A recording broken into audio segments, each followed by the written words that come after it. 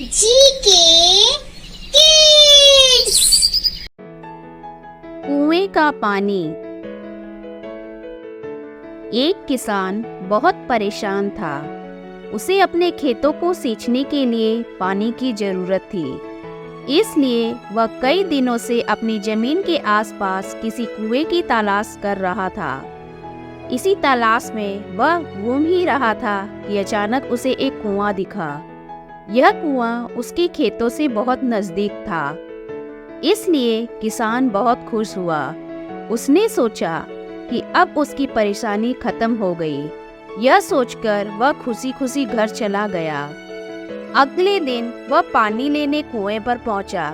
जैसे ही उसने कुएं के नजदीक रखी बाल्टी कुएं में डाली, वहां एक आदमी आ धमका। वह किसान से बोला, यह कुआं मेरा है, तुम इससे पानी नहीं ले सकते। अगर तुम इस कुएं से पानी लेना चाहते हो तो तुम्हें इस कुएं को खरीदना होगा। यह बात सुनकर किसान कुछ देर रुका और फिर मन ही मन सोचने लगा कि अगर मैं इस कुएं को खरीद लूं तो मुझे कभी पानी की कमी नहीं होगी और ना ही मुझे पानी के लिए इधर उधर भटकना पड़ेगा। फिर क्या था, दोनों के बीच एक रकम तय हुई। किसान के पास उतने पैसे तो थे नहीं, लेकिन वह यह मौका छोड़ना नहीं चाहता था। इसलिए किसान ने उस आदमी को अगले दिन वह रकम देने का वादा किया और घर की ओर चल दिया।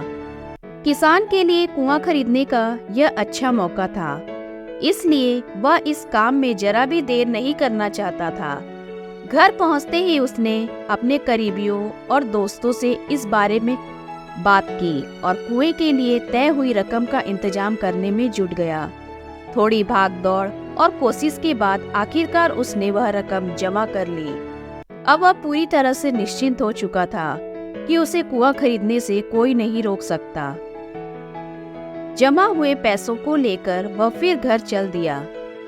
उसे बड़ी बेसब्री से इंतजार था कि कब रात खत्म होगी और वह कुआं खरीदने जाएगा।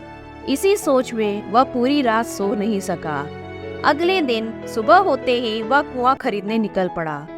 उस आदमी के घर पहुंच किसान ने उसके हाथ पर पैसे रखे और कुएं को खरीद लिया। अब तो कुआं किसान का हो गया था, तो फिर उसने पानी निकालने में देर नहीं की।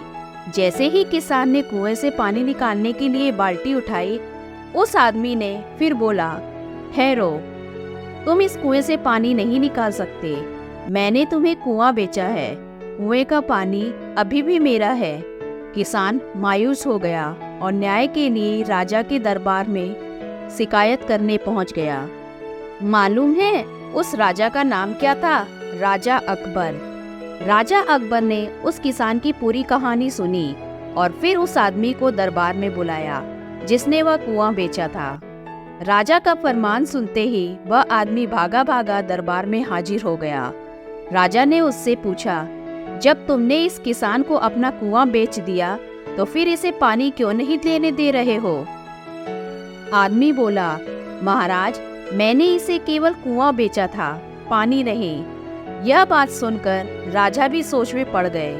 उन्होंने कहा कि बात तो यह पते की कह रहा है, कुआं बेचा है, पानी तो नहीं। काफी देर सोचने के बाद जब इस समस्या को सुलझाने में वह नाकाम हो गए तो उन्होंने बिरबल को बुलाया। बिरबल बहुत ही बुद्धिमान था, इसलिए राजा अकबर किसी भी मामले पर फैसला लेने से पहले उसकी राय जरूर लेते थे। बिरबल ने एक बार फिर दोनों से उनकी समस्या पूछी।